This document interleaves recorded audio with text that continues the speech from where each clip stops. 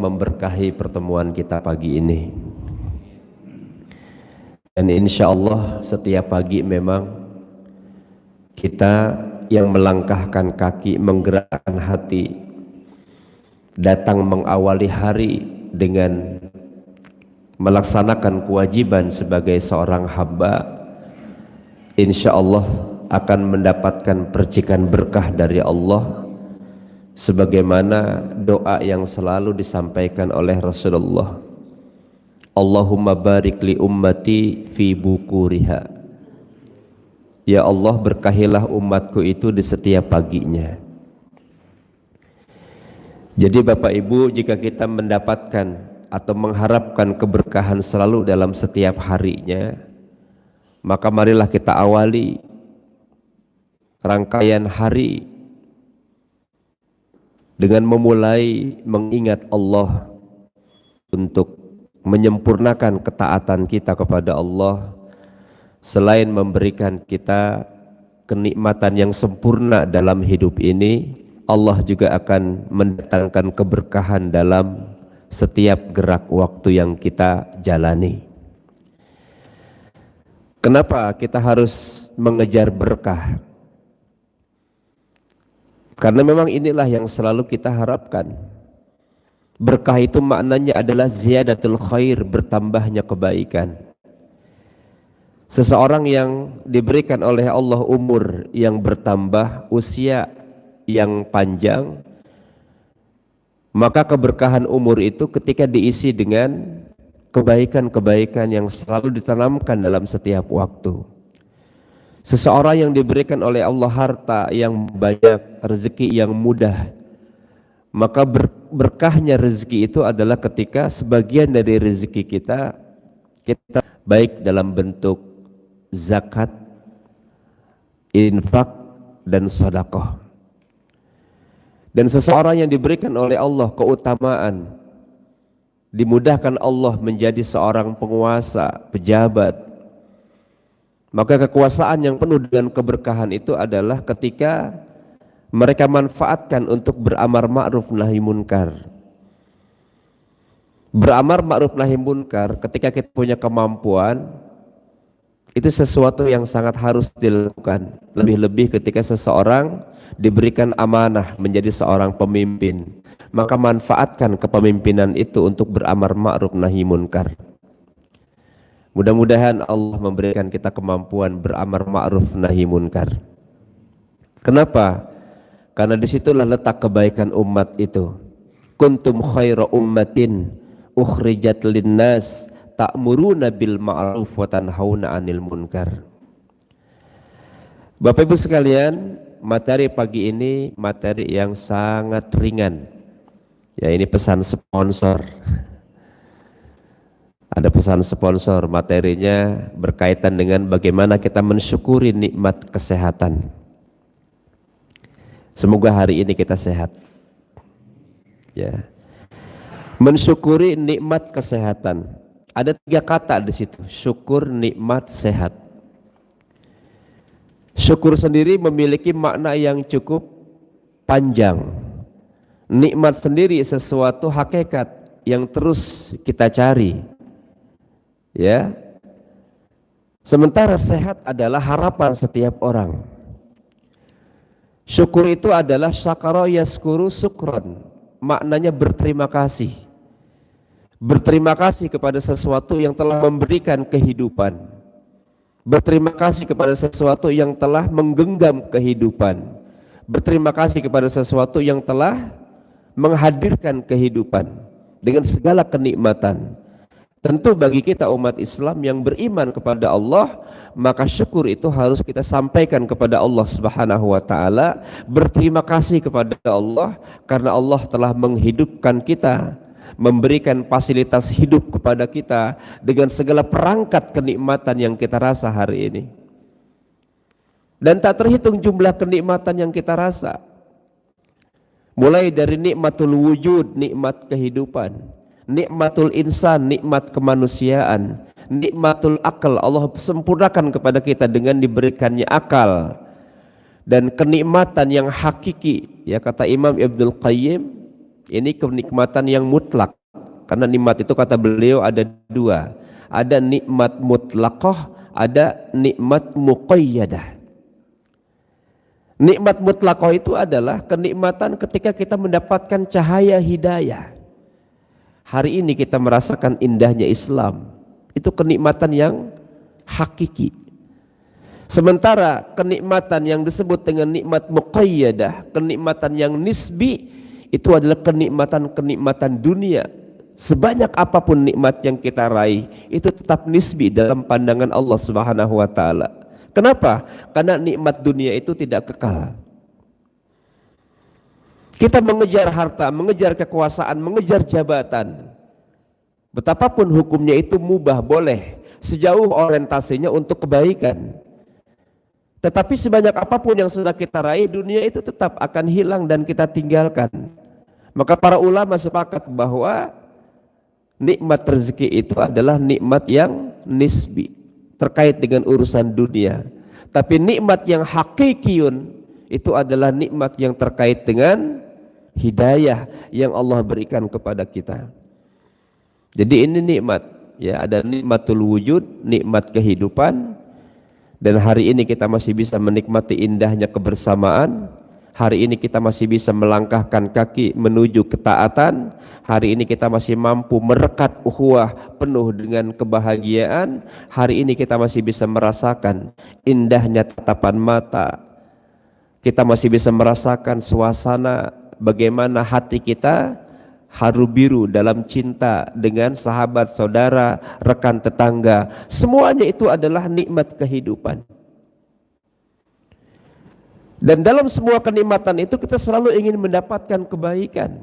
Makanya doa yang selalu kita sampaikan setiap sholat atau kapan saja, atau kita selipkan doa ini dalam harapan-harapan yang lain, yaitu doa yang kita kenal dengan doa sapu jagat. Bu, hafal doa sapu jagat? Coba dibaca.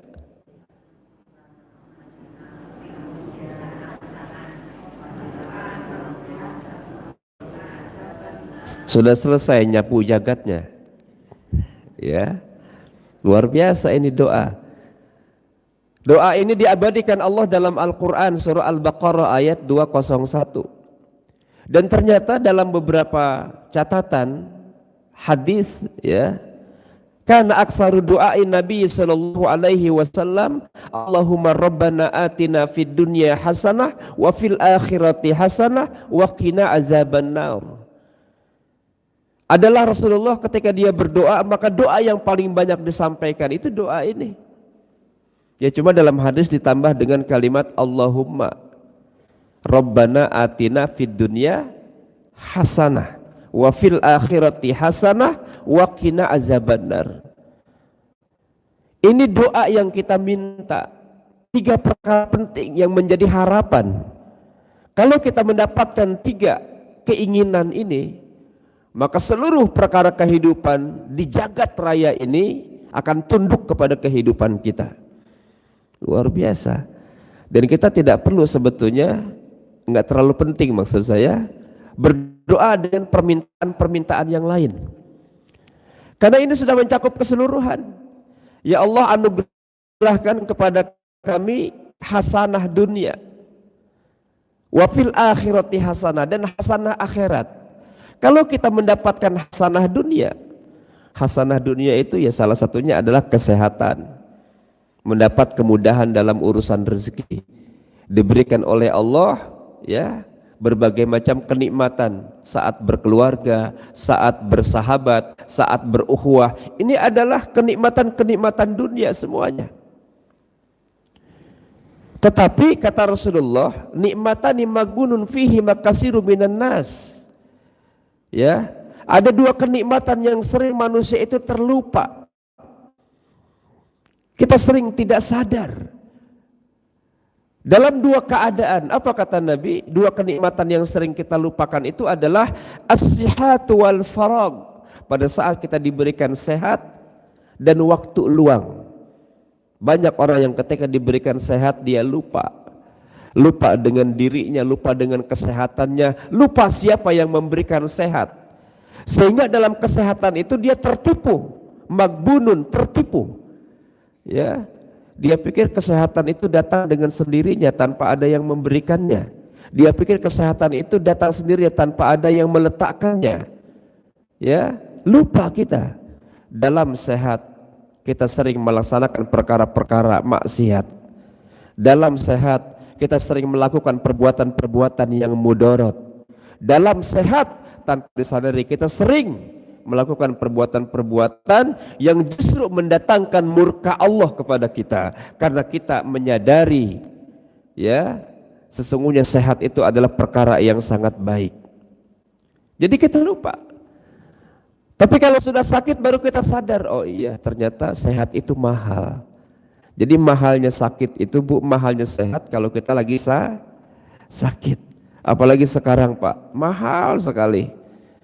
Ya, sebetulnya yang mahal itu sakit bukan sehat. Sebab kalau kita ke rumah sakit mahal, tapi kalau kita sehat enggak ke rumah sakit. Betul Bu? Yang mahal sehat apa sakit? Sakit. Ya. Apalagi kalau kita tidak punya BPJS. Beberapa bulan terakhir ini saya mengalami kondisi yang hampir trauma mendatangi rumah-rumah sakit. Jadi saya punya kakak, matanya terindikasi katarak. Dibawa ke rumah sakit A, bagus, diterima dengan baik. Tapi perkembangan berikutnya karena tidak ada alat, katanya, itu kan bahasanya sering kita temukan begitu. Di sini tidak ada alatnya Pak untuk melakukan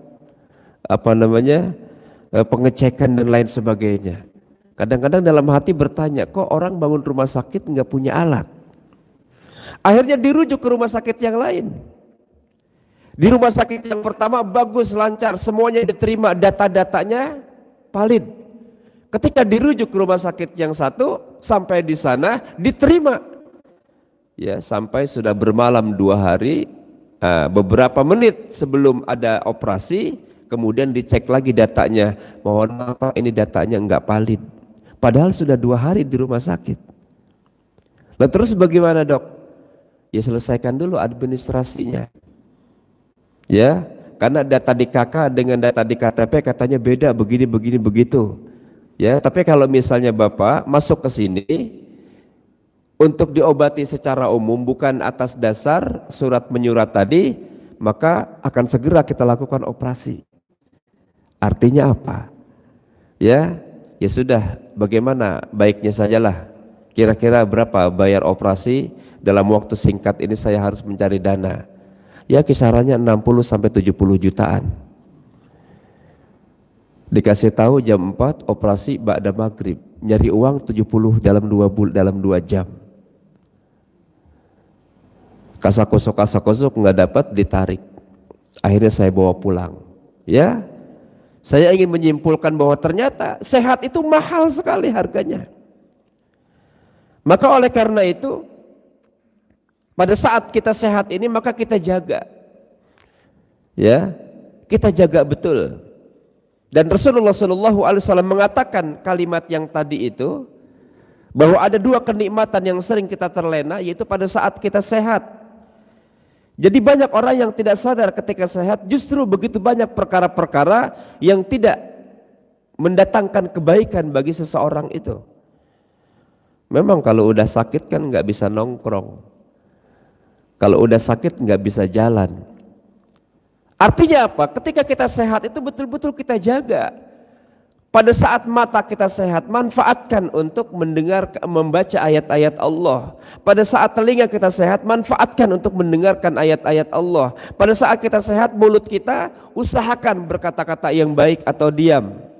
Seluruh gerak kehidupan ini, ya, itu akan memberikan respon kepada kita dengan cara yang terbaik kalau kita memanfaatkan setiap detik dari kesehatan kita untuk kebaikan. Yang kedua adalah yang sering kita lupa, waktu yang luang. Oh masih banyak waktu, oh masih muda, oh masih ada uang. Ya, Kita kan tidak sadar waktu berjalan begitu cepat. Dia tidak akan pernah kembali. Saat ini kita berada dalam semua kondisi yang sama. Besok kita tidak akan pernah bisa menemukan waktu lagi. Sebab belum tentu kita diberikan waktu besok hari. Maka ketika Allah berbicara tentang syukur, ya, la in syakartum la azidannakum wa la in kafartum inna azabi lasyadid. Jadi bersyukur itu sebetulnya untuk diri kita. Dan ketika kita bersyukur atas kenikmatan yang Allah berikan, maka kenikmatan itu akan Allah tambah, enggak dikurangi, Pak. Bersyukur ketika kita punya harta dengan cara berbagi. Secara hitung-hitungan mungkin uang kita berkurang karena berbagi dengan orang lain. Tetapi secara nilai maka datang keberkahan di situ. Ketika berkah muncul, bertambahnya kebaikan, maka nikmat-nikmat yang lain juga akan berdatangan kepada kita. Ya, nikmat ketenangan. Kita akan tenang kalau berbagi. Coba ibu merasakan deh ketenangan saat ibu selesai berbagi. Ketika kita yang memberikan sesuatu kepada orang lain dan orang lain begitu senang, apalagi baju misalnya, ibu kasih ke saya. Bu, ibu besok beliin baju ke saya. Bulan depan di kajian subuh bajunya saya pakai. Ya, senang enggak ibu? Kapan? Ngasih bajunya. Ya Allah, alhamdulillah baju yang saya pakai dipakai Ustadz buat taklim. Ya kan? Masya Allah. Rasa senang itu, makanya kasih sayang itu adalah perbendaharaan kolbu. Dengan kita berkasih sayang, mengalir perasaan-perasaan bahagia di lubuk hati kita yang terdalam. Jadi secara psikologis orang yang punya kemampuan memberi, orang yang punya kemampuan peduli, itu sebetulnya kembali kepada dasar hati yang terdalam. Dia akan sangat bahagia ketika pemberiannya itu ternyata dimanfaatkan untuk kebaikan. Jadi banyak saja berbagi. Ya kayak tersenyum itu kan sebelum kita sedang berbagi bahagia dengan orang lain. Di satu sisi senyum juga merupakan ibadah.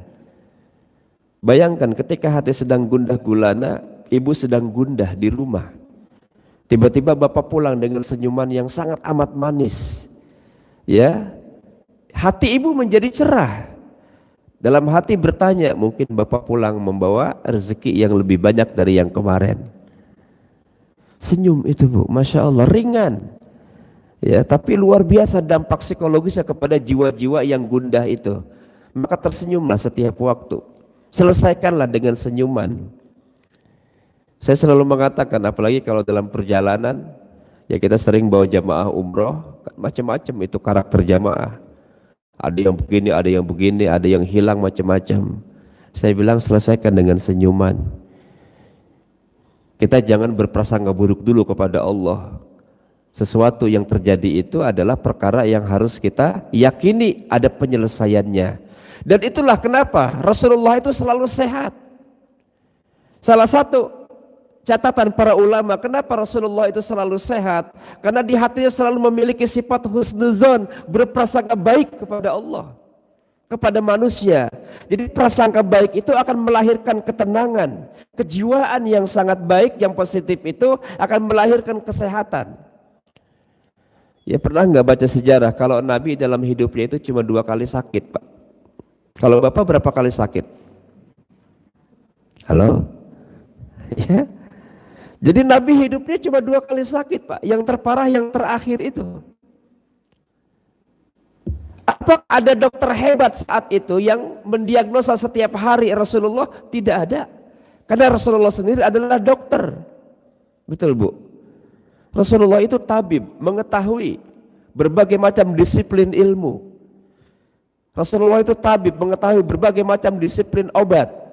Bahkan herbar-herbar yang hari ini bertebaran, itu sudah dilakukan oleh Rasulullah. Bagaimana Rasulullah mengetahui tentang kemuliaan madu, tentang keutamaan madu? Ya, ibu tahu enggak tentang keutamaan madu? Enggak tahu kan? Rasulullah udah tahu. Yang ibu tahu adalah sakit ketika di madu. Wah ini merempet-rempet nih Pak. Dikasih madu, ibu mau dikasih madu? Ya. Kalau mau dikasih madu, besok bapak bawa madu ke rumah. Diseret ya. Masya Allah. Madu manis ya. Di dalam Al-Quran ada satu surah ya kan, judulnya An-Nahl. Itu yang menghasilkan madu ya. Kalau ibu bapak ingin mengetahui bagaimana madu asli dengan madu palsu, mau saya kasih tahu enggak? Bawa madu 1 piring, letakkan di meja, biarkan beberapa menit. Kalau madu itu diserang oleh semut ya, maka itu palsu. Nah, madu asli bagaimana? Bawa ke rumah Pak madu asli. Kalau ibu marah, itu jelas ya. Asli ya. Pagi-pagi udah memprovokasi bapak-bapak nih Ustaz. Saya hanya ingin supaya pengajian jangan terlalu tegang, santai saja ya. Ini bicara madu melulu nih Ustaz nih. Baik, kita bicara syukur dulu, kemudian kita nanti bicara nikmat, yang ketiga bicara sehat ya. Jadi syukur itu ada 3 tingkatan rukunnya. Pertama adalah al-i'tiraf, mengakui bahwa semua kenikmatan itu datang dari Allah. Itu dulu konsepnya. Kalau kita tidak bisa mengakui bahwa kenikmatan semua datang dari Allah, sulit bagi kita untuk menerima kenikmatan. Sulit ya. Maka nikmat itu datang dari Allah kepada kita semuanya, apa saja, sekecil apapun yang kita rasa, yang kita punya, yang kita miliki, yang kita kumpulkan, itu semuanya datang dari Allah Subhanahu wa taala. Nikmat hidup, nikmat akal, nikmat kemanusiaan, nikmat hidayah, semua datang dari Allah. Kita tidak punya apa-apa, kita bukan siapa-siapa, dan kita tidak akan pernah menjadi apa-apa kalau Allah tidak menghadirkan kenikmatan kepada kita. Kenikmatan memandang, Masya Allah, indah sekali. Kenikmatan mendengar, subhanallah. Kenikmatan berkata-kata ya, ini besar sekali dampaknya bagi kehidupan kita.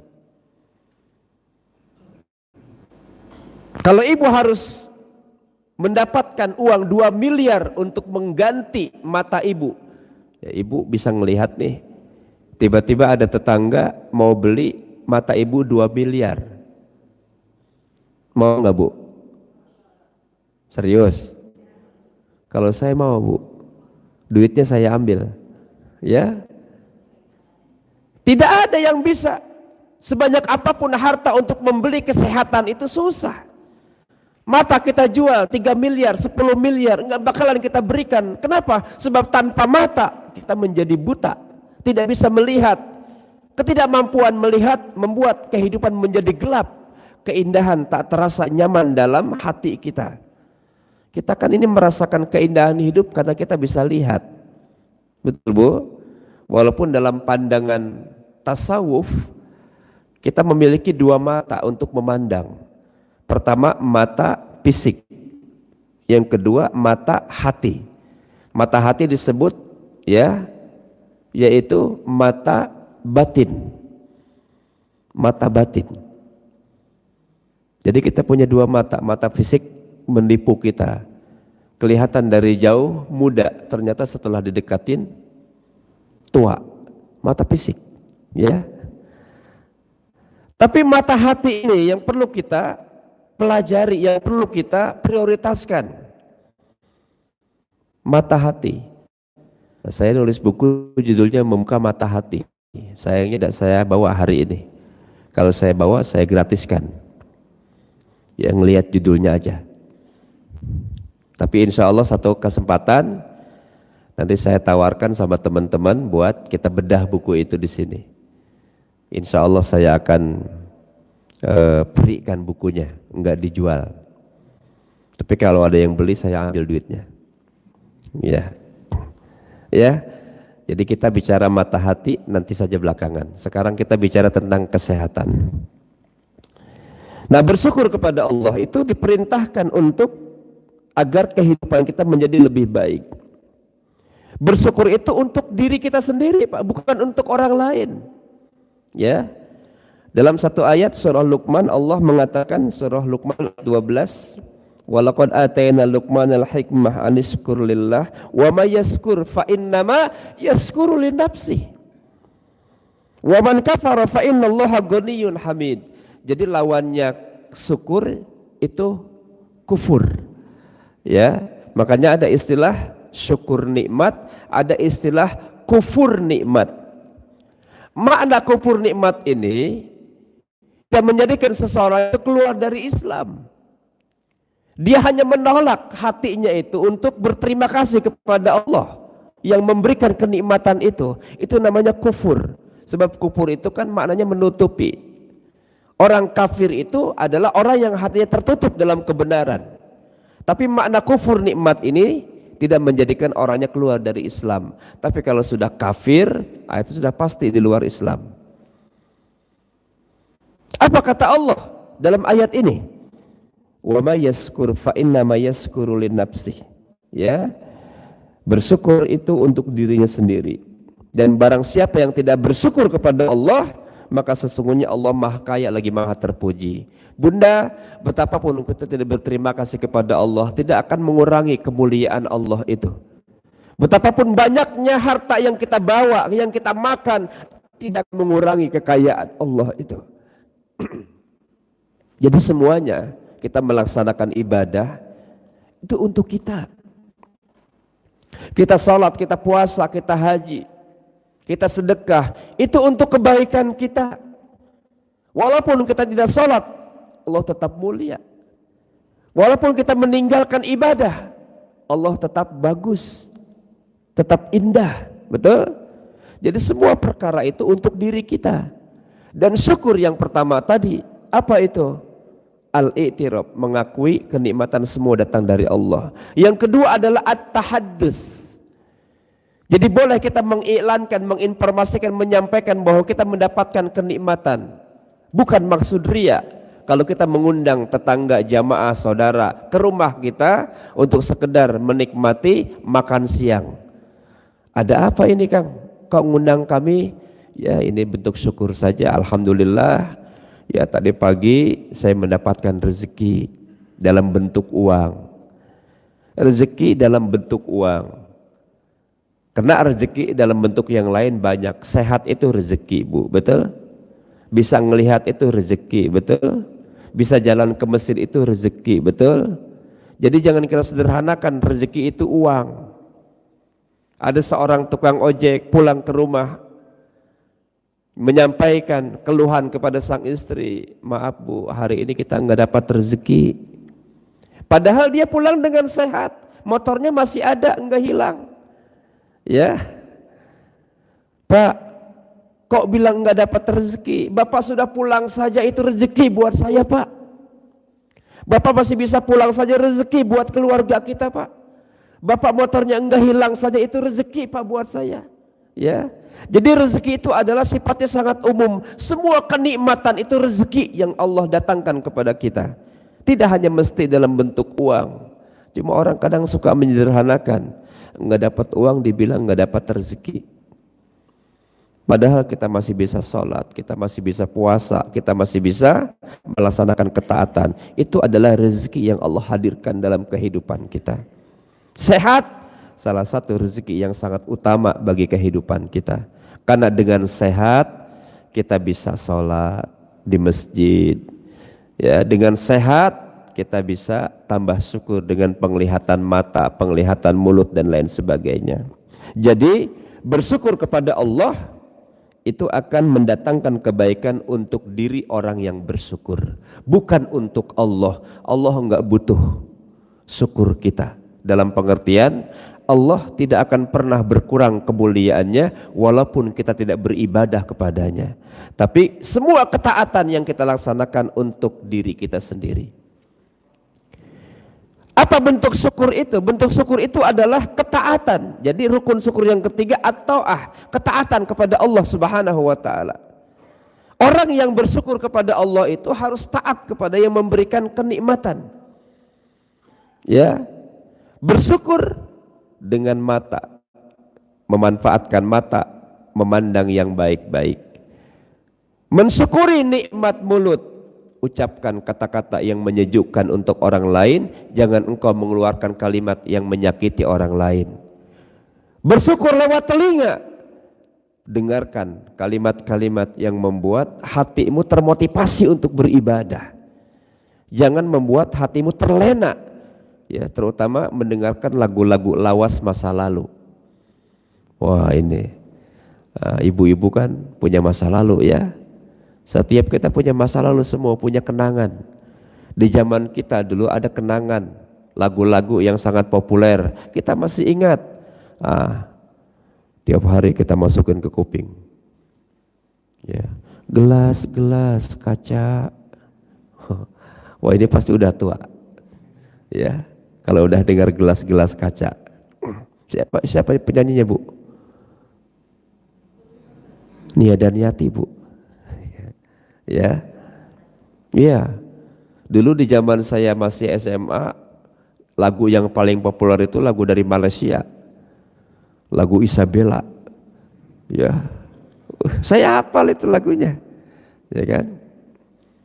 Sampai saya tertarik ingin ke Malaysia, kepengen ketemu Isabella. Ternyata Isabella orang Indonesia, ya. Jadi nggak jadi ke Malaysia. Setiap kita punya masa lalu dan itu sah-sah saja. Karena setiap generasi, setiap periode kehidupan kita akan melewati fase-fase itu. Cuma masa lalu biarlah berlalu. Sesuatu yang salah di masa lalu kita jangan kita banggakan lagi hari ini. Ibu, kita pernah muda. Dulu kita pernah foto-foto, ya. Dulu kan kalau foto itu dicuci. Betul, sekarang kan foto nggak pernah dicuci. Makanya saya malas kalau diajak foto sama bapak-bapak, nggak pernah dikirim fotonya, ya, nggak pernah dicuci, paling ntar dikumpulin, di delete sama dia. Yang kurang bagus, kita delete. Sekarang itu kalau kita foto, kita kumpulin, ini nggak cocok, yang cocok baru kita simpan, ya kan?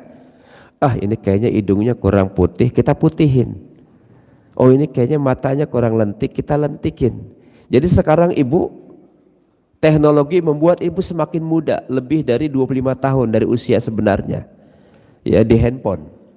Makanya bapak-bapak jangan terpicut dengan foto yang ada di handphone. Itu menipu semua. Ayo, dikirain usianya sekitar 35-an, ya kan? Enggak taunya pas ketemu 53. Ya, kepincut dengan handphone, nggak pernah dicuci, ya. Jadi bersyukur itu adalah perkara yang sangat penting. Nah, Imam As-Syaukani rahimahullah mengatakan bersyukur kepada Allah itu adalah memujinya sebagai balasan atas nikmat yang diberikan dengan cara melakukan ketaatan kepadanya. Jadi salat kita, puasa kita, zakat kita, sujud kita, itu adalah bentuk syukur kita kepada Allah. Makanya Nabi ketika ditanya oleh Aisyah, "Ya Rasulullah, untuk apa engkau melakukan semuanya ini? Bukankah engkau telah mendapatkan jaminan surga? Bukankah engkau telah mendapatkan kesenangan, kedekatan dengan malaikat-malaikat Allah?" Apa kata Rasulullah? "Wahai Aisyah, bukankah aku pantas menjadi hamba yang bersyukur?" Jadi sujudnya Nabi setiap hari itu bentuk syukur kepada Allah atas kenikmatan yang Allah berikan kepada beliau. Jadi kalau kita sholat, ini adalah bentuk syukur kita untuk menikmati indahnya kehidupan karena kita masih diberikan kesehatan. Jadi syukurnya sehat itu manfaatkan. Selama masih bisa jalan, datang ke masjid. Selama masih bisa melihat, baca Quran yang banyak. Selama masih bisa ngomong, nasihatin orang terus menerus. Selama masih punya harta, berinfak, berzakat dan bersedekahlah kepada orang lain. Itu bentuk syukur kepada Allah. Makanya bentuk syukur dalam Islam selalu diimplementasikan dalam bentuk, ya, pemberian kepada orang lain. Seperti kita ketika mendapat keturunan, ada syariat namanya aqiqah, menyembelih 2 ekor kambing kalau kita mendapat anak laki-laki, ya kan? Itu akikah bentuk syukur kepada Allah karena kita mendapatkan kenikmatan keturunan. Ketika sampai di bulan Zulhijjah, kita menyembelih hewan, berkurban pun bentuk syukur kepada Allah karena kita masih diberikan kehidupan. Ya, jadi bukan hanya sekedar mengikuti jejak Nabi Ibrahim, setiap bulan haji kita harus berkurban. Dan untung saja yang dikurbankan Allah kepada Nabi Ibrahim itu bukan Ismail. Ismail itu hanyalah salah satu sarana untuk menguji Nabi Ibrahim. Andaikan saat itu Nabi Ibrahim betul-betul menyembelih Ismail sebagai bentuk kurban kecintaannya kepada Allah, mungkin hari ini berapa banyak anak-anak kita yang terkafar dan mati kita sembelih. Halo? Betul ya Bu ya? Tuh lihat umat Islam menyembelih anaknya, katanya ngikutin Ibrahim. Allah itu Ibu enggak bakalan zalim sama hambanya. Allah hanya ingin menguji kesetiaan Ibrahim. Makanya kesetiaannya teruji sampai Nabi Ibrahim bergelar Khalil, Khalilullah, kekasih Allah. Kenapa Nabi Ibrahim bisa bergelar kekasih Allah? Sebetulnya ada dua Nabi yang bergelar Khalilullah. Yang kedua adalah Nabi Muhammad Sallallahu Alaihi Wasallam. Dua Nabi ini namanya sering kita sebut dalam salawat yang kita sampaikan. Dikenal dengan istilah salawat Ibrahimiyah. Di mana itu salawat Ibrahimiyah? Kapan kita baca? Tiap hari. Ya, Allahumma salli ala Muhammad wa ala ali Muhammad kama sallaita ala Ibrahim wa ala ali Ibrahim fil alamina innaka Hamidun Majid. Ini dua nama tokoh manusia mulia yang sering kita sebut namanya. Apa tujuannya? Supaya kita mengikuti, mencontoh kedua orang ini. Bukan berarti para nabi tidak perlu dicontoh, tapi dua orang ini memiliki kualitas yang luar biasa dalam pengabdiannya kepada Allah Subhanahu wa taala, sampai apapun yang dicintainya dikorbankan untuk Allah. Enggak ada orang tua yang mau mengorbankan ibu anaknya demi sebuah kecintaan. Tapi Ibrahim, subhanallah, dia korbankan Ismail dan Hajar atas perintah Allah. Dia bawa ke Mekah, ditinggalkan tanpa perbekalan yang cukup. Ketika Nabi Ibrahim ditanya Hajar, ya Ibrahim, apakah engkau melakukan semuanya ini atas perintah Tuhanmu? Betul. Apa kata Hajar? Insya Allah kami termasuk orang-orang yang mendapatkan pertolongan dan kami termasuk orang-orang yang sabar. Jadi luar biasa. Nah kalau kita ibu-ibu mau dibawa bapak, ya misalnya ke Gorontalo sana, terus kemudian ibu ditinggal sama bapak. Ya Pak, kenapa bapak ninggalin saya? Ini perintah Allah Bu. Halo? Terus kata ibu apa? Ibu nggak bakalan menjawab seperti Hajar. Kalau begitu Pak, pulangkan saja aku sama orang tuaku. Ya, luar biasa. Khalilullah, kekasih Allah. Mereka lah, ya, nabi-nabi yang bergelar ulul azmi. Ada 5 gelar ulul azmi itu diberikan kepada 5 nabi. Nabi Ibrahim, Nabi Musa, Nabi Nuh, Nabi Isa, Nabi Muhammad Sallallahu Alaihi Wasallam. Nah bulan-bulan ini nih rame nih nama Nabi Muhammad disebut, ya, karena ini bulan Rabiul, yang konon menurut beberapa catatan tanggal 12 Rabiul Awal itu adalah hari kelahiran Rasulullah Muhammad. Allahumma salli wa sallim wa barik alaihi. Ibnu Taimiyah mengatakan tentang syukur, Bapak Ibu sekalian, ya, as-syukru yakunu bil qalbi wal lisan wal jawarih walhamdulillah yakunu illa bil lisan. Syukur haruslah dijalani dengan hati. Jadi ada syukur bil lisan, ya, ada syukur bil qalbi, ada syukur bil jawari. Syukur dengan lisan mengucapkan minimal dapat nikmat alhamdulillah. Syukur, ya. Sehat alhamdulillah, bisa ke masjid alhamdulillah, masih ketemu anak-anak alhamdulillah, ketemu teman saudara sahabat alhamdulillah. Lisan kita, ya. Tapi lisan yang berkata itu adalah dorongan hati. Maka yang kedua adalah Syukur bil qalbi, hati kita mengakui. Dan yang paling penting kata Imam Ibnu Taimiyah adalah syukur bil jawari, dengan anggota badan. Jadikan kenikmatan yang Allah berikan kita syukuri dengan melaksanakan ketaatan melalui badan kita yang sehat ini. Ya, enak kalau badan lagi sehat, baca Quran itu enak. Sebab baca Quran ternyata itu ada hubungannya dengan kesehatan. Kalau kita lagi flu, lagi pilek, kita baca Quran, Pak, enak nggak, Pak? Enak nggak, Bu? Nggak enak baca Quran lagi flu. Ya, belum 2 ayat udah keluar lagi. Bacaan kita jadi salah.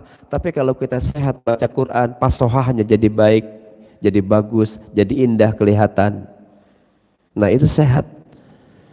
Berapa banyak pahala yang akan ibu raih ketika sehat ibu baca Quran. Sementara Quran memberikan banyak kebaikan dan keutamaan. 1 huruf ibu membaca Al-Quran itu ibu mendapatkan transferan 1 kebaikan. 1 huruf, ya. Kalau 10 huruf 10 kebaikan. Baca bismillah saja, bismillah. Bismillah atau kita kenal dengan basmalah. Itu ada berapa huruf, Bu? Hah? Bismillahirrahmanirrahim ada berapa huruf, Ibu? 19 huruf. Coba hitung deh. Pernah gak ibu menghitung kalimat bismillah hurufnya? Halo?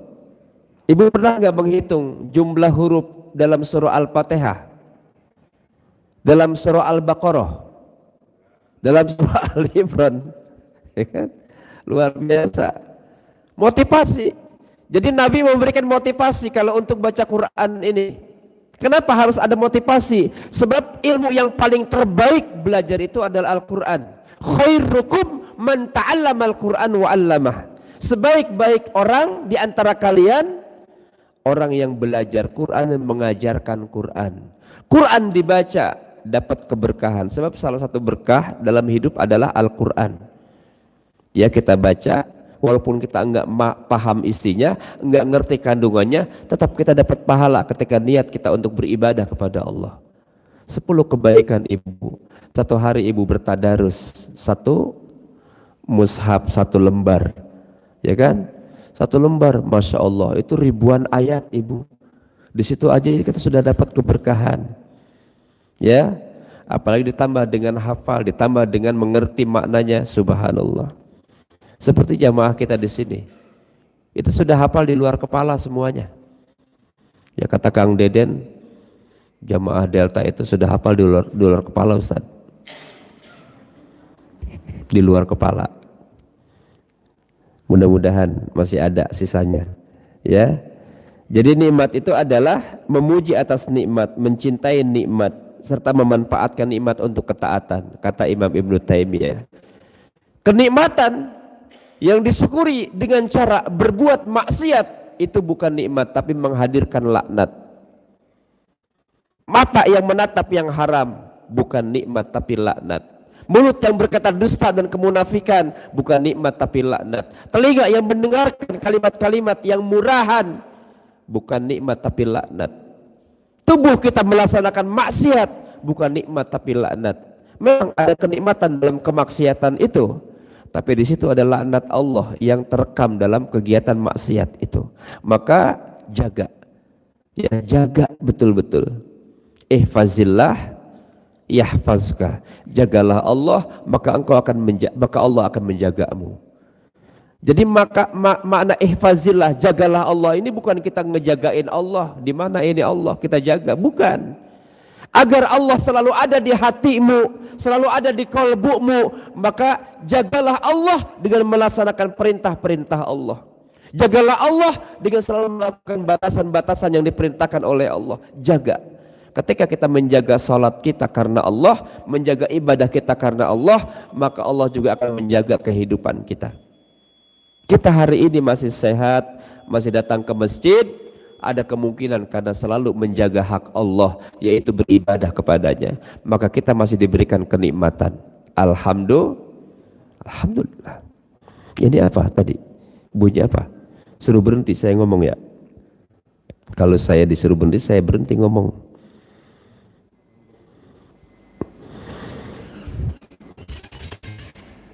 Baik, Bapak Ibu sekalian. Nah, sekarang kita bicara tentang nikmat sehat. Ya, saya menukil satu hadis dari riwayat Ibnu Majah, dan ini dihasankan oleh banyak para ulama ahli hadis. Ya, salah satunya adalah Syekh Albani di dalam Sahih Al-Jami'us Shaghir. Man asbaha minkum mu'afan fi jasadih amina, kata Nabi, barang siapa di antara kamu masuk pada waktu pagi. Nah, ini udah pagi nih Pak nih, ya. Man asbaha minkum mu'afan fi jasadihi aminan fi sirbih, barang siapa di antara kamu masuk pada waktu pagi dalam keadaan sehat badannya, ya, fi jasadi, sehat badannya, aman pada keluarganya, ya, amana fi sirbih, indahu qutu yaumihi faka'annama hizat lahud dunya, dia memiliki makanan pokok pada pagi hari itu, maka seolah-olah seluruh dunia dikumpulkan untuknya. Jadi kalau hari ini, pagi ini, kita mendapatkan apa yang disebut oleh Rasulullah, ya, sebagaimana hadis ini, barang siapa di antara kamu masuk pada waktu pagi dalam keadaan sehat badannya, aman pada keluarganya, dan memiliki makanan pokok pada hari itu, maka Allah seolah-olah memberikan seluruh dunia untuk dikumpulkan untuknya. Bu, saya tanya, pagi ini sehat, keluarga aman, ada makanan pokok di rumah, cukup sudah dunia ini ada di dalam genggaman kita. Alhamdulillah, enggak perlu mikirin besok, udah hari ini aja. Ya. Jadi Rasulullah mengatakan, kalau kita punya 3 komponen itu hari ini, pagi ini, maka seolah-olah seluruh dunia dikumpulkan untuk kita hari ini. Kenapa kita mendapatkan dunia dengan 3 keadaan tadi? Sehat badannya, aman keluarganya, makanan ada di rumah. Apalagi yang kita kurang? Betul? Halo? Ya, kalau nanti makanan yang lebih, bawa ke masjid. Bawa ke masjid supaya dunia yang lain ibu ngikut ibu semua. Jadi ini adalah salah satu isyarat dari Rasulullah bahwa nikmat sehat itu begitu penting, ya. Nah, mudah-mudahan kita tidak tertipu dengan 2 kenikmatan yang disampaikan Nabi di awal tadi. Nikmatani magbunun fihi makasiru minan nas, as-sihhata wal faragh. Selama masih sehat, Allah berikan kita kekuatan. Yang paling penting adalah mari tetap kita istiqomah dalam taat kepada Allah Subhanahu wa taala. Amin ya Allah ya Rabbal alamin. Ya. Kayaknya sudah cukup itu aja ya. Nanti saya menjadi tidak sehat kalau bicara terus. Ya, yang mendengar juga jadi tidak sehat. Karena ibu-ibu sudah mikirin pekerjaan rumah. Enggak. Alhamdulillah. Berarti ibu sudah tidak ada yang mikirin. Ya, saya mohon maaf ya, tidak panjang karena jam 7 saya sudah harus ke Ciketing ini. Ada kajian duha di salah satu supermarket Tip Top. Ada di mana? Di Ciketing ya. Nah itu mereka rajin sekali kegiatan rohani. Ya, mudah-mudahan ini anak-anak muda diberikan Allah keistiqomahan dalam menuntut ilmu. Dan saya doakan Bapak Ibu yang hadir di sini semoga selain diberikan sehat fisik juga terus diberikan sehat kolbu. Karena makna nikmat itu tadi ada 2. Ya, ada yang sifatnya mutlak, Allah berikan kita hidayah, itu kenikmatan yang tak tergantikan dengan apapun. Yang kedua yang sifatnya muqayyadah nisbi, yaitu kenikmatan dunia yang kita raih hari ini. Dan kenikmatan akhirat akan kita bisa raih kalau kita sudah meraih hasanah dunia dan hasanah akhirat. Rabbana atina fid dunya hasanah wa fil akhirati hasanah wa qina azabannar. Ya Allah, anugerahkan kepada kami ya hasanah dunia, kebaikan dunia dan kebaikan akhirat, dan hindarkanlah kami dari siksaan api neraka. Amin ya Allah ya Rabbal alamin. Doa ini banyakin ibu, sebab Nabi memperbanyak doa ini. Jika kita sudah mampu meraih hasanah dunia, maka insya Allah kebaikan-kebaikan menuju untuk akhirat itu lebih mudah. Akan sangat amat sulit orang mendapatkan kebahagiaan akhirat kalau di dunianya sendiri mereka tidak bahagia. Tetapi juga tidak ada jaminan orang yang bahagia di dunia dia akan mendapatkan kebahagiaan di akhirat. Terakhir ada 4 kelompok manusia di dunia. Yang pertama dikenal dengan istilah sa'idun fid dunya wa sa'idun fil akhirah. Ini yang kita kejar nih bunda nih. Sa'idun fid dunya wa sa'idun fil akhirah. Ada orang kelompok golongan yang ketika di dunia dia mendapatkan kebahagiaan wa sa'idun fil akhirah, dan dia juga mendapatkan kebahagiaan di akhiratnya. Mudah-mudahan kita termasuk. Yang kedua ada kelompok sa'idun fid dunya wa saqiyun fil akhirah. Mereka itu orang yang di dunianya bahagia tapi di akhiratnya sengsara. Yang ketiga saqiyun fid dunya wa sa'idun fil akhirah. Ada orang yang sengsara di dunia tapi di akhiratnya bahagia. Ibu mau yang mana? Bahagia di dunia tapi akhirat sengsara? Ada duanya. Yang keempat, ini kelompok yang tidak boleh kita deketin dan kita jangan sampai pada titik itu. Saqiyun fid dunya wa saqiyun fil akhirah. Orang yang di dunianya sengsara, di akhiratnya tambah sengsara, ya. Nah, inilah kelompok orang-orang yang tidak beriman kepada Allah Subhanahu wa taala. Bagaimana caranya untuk menghadirkan kebahagiaan dunia dan akhirat? Bu, kalau kita sudah meraih 4 poin kata Nabi, insya Allah kita sudah meraih bahagia dunia. Ya, yang pertama kata Nabi harus memiliki qalbun syakirun, hati yang selalu bersyukur. Yang kedua walisanun zakirun, lisan yang selalu berzikir. Yang ketiga wa zaujatu sholihatun, kita punya istri yang solehah. Pak, ada solehah di rumah? Kalau enggak ada solehah, cari solehah lain. Ya.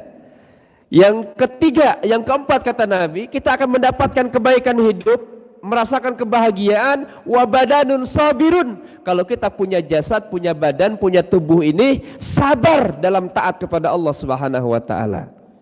Ya, tubuh kita sabar, sabar dalam sakit. Sabar dalam sakit masuk dalam kategori sabar dalam takdir. Sebab sabar ada 3. Yang pertama sabar tidak berbuat maksiat di hadapan Allah. Yang kedua sabar dalam taat kepada Allah. Yang ketiga sabar dalam takdir Allah. Nah, ketika kita sakit, kita sabar dalam takdir Allah, maka insya Allah kita akan menemukan kesempurnaan iman dan kesabaran itu. Maka ya ayyuhalladzina amanusta'inu bisabri wassalah. Hai orang-orang yang beriman, mintalah pertolongan kepada Allah dengan sabar dan salat. Ya, sakit itu kenikmatan bagi orang yang beriman. Walaupun kita tidak merasakan enak saat sakit, tapi sakit itu bagi kita merupakan jembatan terampuninya dosa dan kesalahan. Amin. Tapi ibu jangan ngarepin sakit, ya Allah kapan kok saya sakit ya? Saya sudah lama nih nggak sakit ya. Jangan. Tapi kalau kita sakit, qadarullah, alhamdulillah ala kulli hal. Ya, itu yang disampaikan Nabi. Subhanaka Allahumma wa bihamdik, asyhadu an la ilaha illa anta astaghfiruka wa atubu ilaik. Mohon maaf. Assalamualaikum warahmatullahi wabarakatuh.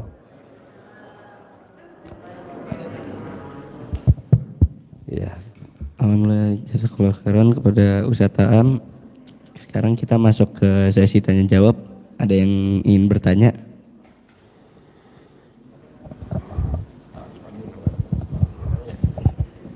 Oh, iya, monggo Pak De. Ya, terima kasih. Sederhana aja Ustadz. Di dalam ayat Al-Quran itu ada dalam surat Ar-Rahman ya. A'udzubillahi minasyaitonirrajim. Wa bi ayyi ala rabbika ma tukadziban. Ya. Yang artinya maka nikmat manakah yang kamu dustakan. Nah, maksud ayat ini apa yang dimaksud dengan mendustakan gitu ya. Baik. Mohon pencerahannya. Terima kasih. Ya. Fabi ayyi ala'i rabbikuma tukazziban. Ayat ini terulang 31 kali di dalam surah Ar-Rahman. Satu nama Allah yang tercatat dalam ayat ini adalah Ar-Rahman. Ya, itu salah satu nama Allah. Fabi ayyi ala'i rabbikuma tukazziban. Nikmat Tuhan kamu mana lagi yang kamu dustakan? Di situ ada kalimat irabbikuma. Tuhan kamu mana lagi? Pesan ayat Allah ini ditujukan untuk dua makhluk Allah. Yang pertama jin, yang kedua manusia. Ya, bahkan beberapa catatan ulama terkait tentang asbabun nuzul ayat ini, ketika Allah menciptakan para jin, ternyata mereka kebanyakan tidak beriman kepada Allah. Padahal Allah telah menyempurnakan penciptaan mereka. Begitu juga manusia-manusia yang tidak taat kepada Allah, padahal Allah telah menyempurnakan penciptaan mereka. Allah telah salurkan semua kenikmatan hidup kepada banyak manusia dan jin, tapi kebanyakan mereka tidak beriman dan tidak taat kepada Allah. Maka Allah mengatakan, fabi ayyi ala'i rabbikuma tukazziban. Nikmat Tuhan kamu mana lagi wahai jin yang kamu dustakan? Nikmat Tuhan kamu mana lagi wahai manusia yang kau dustakan? Ya, jadi ayat ini ditujukan untuk dua makhluk Allah, yaitu jin dan manusia. Itu yang pertama. Karena ketika ayat ini turun, banyak di antara mereka yang kemudian hengkang dan kesadaran untuk mentaati Allah Subhanahu wa taala. Lebih-lebih ketika Allah menciptakan manusia. Ketika Allah menciptakan manusia, para iblis itu berontak demo, Ibu, bawa spanduk, turunkan harga, ya kan? Ya. Iblis demo kepada Allah, ya Allah, kenapa engkau hendak menciptakan manusia sebagai khalifah? Padahal mereka itu adalah pembuat keonaran. Tapi Allah mengatakan, aku mengetahui apa yang tidak engkau ketahui. Jadi di satu sisi kita tetap dimuliakan oleh Allah, ya. Di sisi lain juga bahwa Allah tahu bahwa kita pembuat kerusakan. Tapi ada satu kemuliaan manusia yang bisa menjadi lebih baik, yaitu Allah memberikannya akal dan hidayah. Jadi dua makna terkait dengan kalimat fabi ayyi ala'i rabbikuma tukazziban ditujukan kepada bangsa jin dan orang-orang yang tidak taat kepada Allah. Karena kenikmatan yang disalurkan dalam kehidupan ini sudah tak terhitung jumlahnya. Tapi banyak di antara kita yang terlupa, yang terlena, bahkan cenderung tidak bersyukur kepada Allah. Ya. Wa in ta'uddu nikmatallah la tuhsuha. Kalau kita menghitung nikmat-nikmat Allah, kita tak akan pernah punya kemampuan menghinggakannya. Wallahu a'lam bishawab. Terima kasih. Syukran Ustaz atas jawabannya. Ada yang masih memiliki pertanyaan? Alhamdulillah, nggak ada. Ya, kita cukupkan sampai di sini. Mari kita tutup dengan doa kafaratul majlis. Subhanakallahumma wa bihamdika asyhadu an la ilaha illa anta astaghfiruka wa atubu ilaik. Syukran Ustaz. Assalamualaikum warahmatullahi wabarakatuh.